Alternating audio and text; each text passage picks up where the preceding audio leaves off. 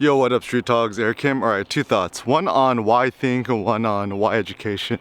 So, it seems like thinking is one of the greatest joys in life.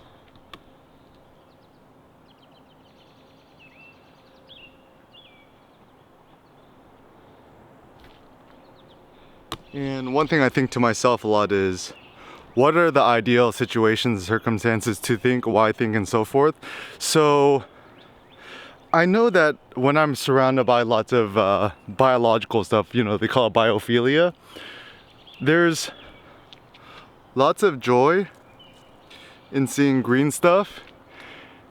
And also the nice thing about looking at trees, you could look super duper high and that kind of sprouts creative ideas within you. So why think? So to think is interesting because, so obviously we think in the brain, right? But to think for the sake of thinking, to me, it's kind of stupid. To me, the point of thinking is think in order to move, in order to create, in order to wonder, to amaze, and to be grateful, and enjoy the world around you.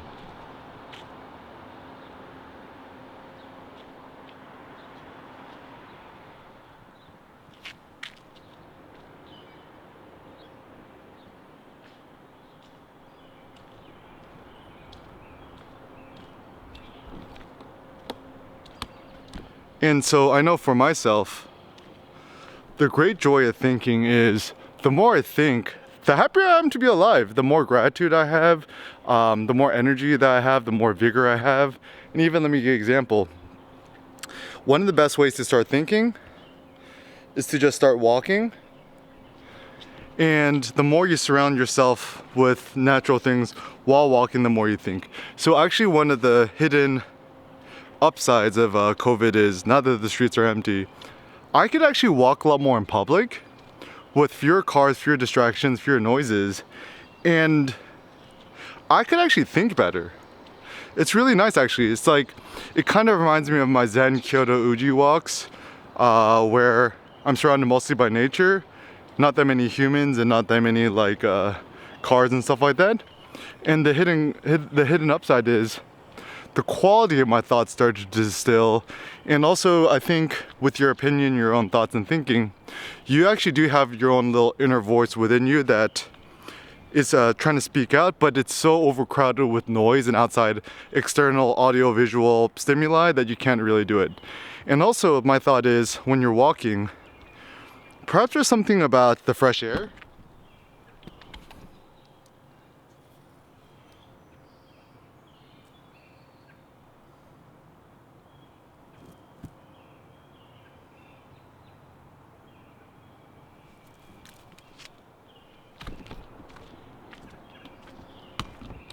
There's something about the fresh air which invigorates us. There's something about the micro temperatures of, I don't know, something out here which is good for us. And even the sound of birds chirping and stuff like that is quite nice. So why think? Thinking is, I think to be human is to think. So what differentiates us humans from other animals and beasts on planet Earth?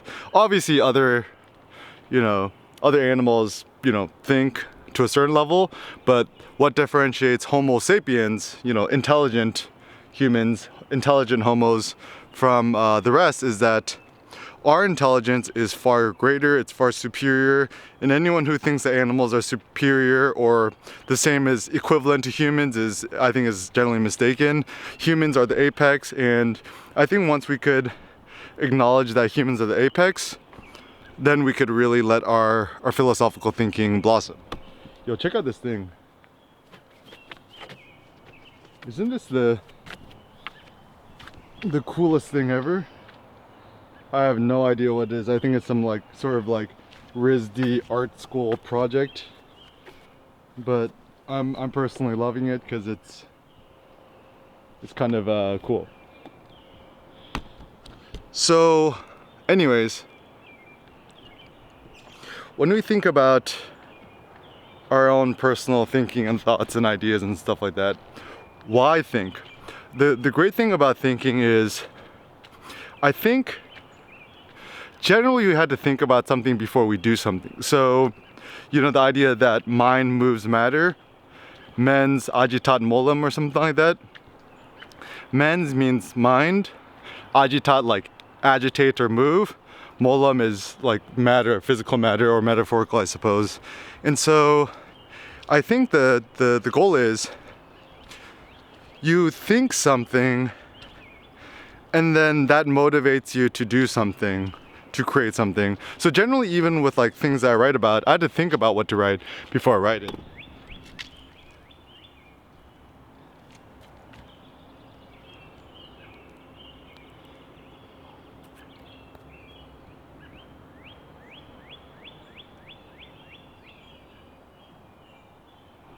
One huge ass tree.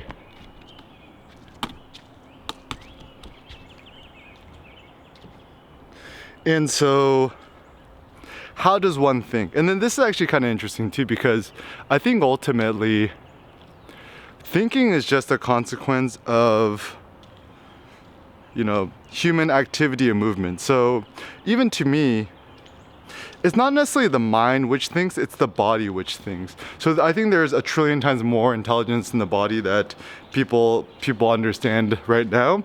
Because like, for example, you know, I woke up and I was in the middle of my apartment and I don't know, just it felt a little bit stuffy, no fresh air and stuff like that.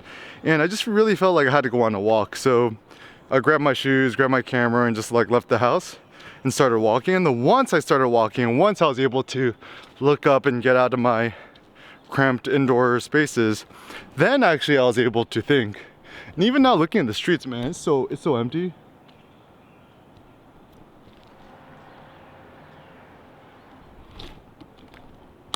And what I'm so grateful of it being empty is that now I can move freely, I could think freely. So maybe the more I could move and the more freely I can move, the more freely I could think. And actually, this is actually when I'm spending too much time in the suburbs of LA and stuff like that, I get a little bit depressed, is because I'm not depressed because I feel depressed. I get depressed because my body becomes depressed. And why does my body become depressed? Because my body doesn't actually have the ability to walk anymore. And so, you know, those of us stuck in these like suburbs, we end up becoming depressed because we lose the faculty and the ability to walk, to move, to think. And once again, I think moving is thinking and thinking is moving. It's kind of one and the same thing. And what is the ultimate movement? Very simple, walking. So the more you could walk, the more you could think. And I think to think is great because the more you think, the more you move, and then the more you move, the more you could create. And I think the human will is all about creation. It's about creating ideas, it's about creating stories, it's about creating videos, it's about creating artworks, 3D, augmented reality, whatever's.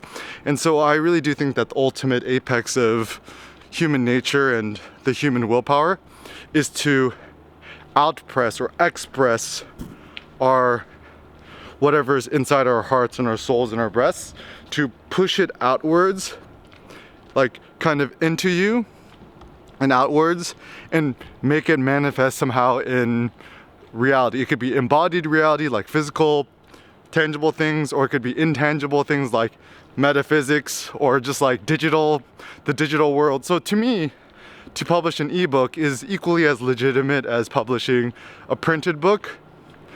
You know, the snobs say otherwise, but that's how I feel. So the more you share your opinion, the more empowered you're gonna be, and the more you could just augment your willpower and your strength and your overall impact in the world.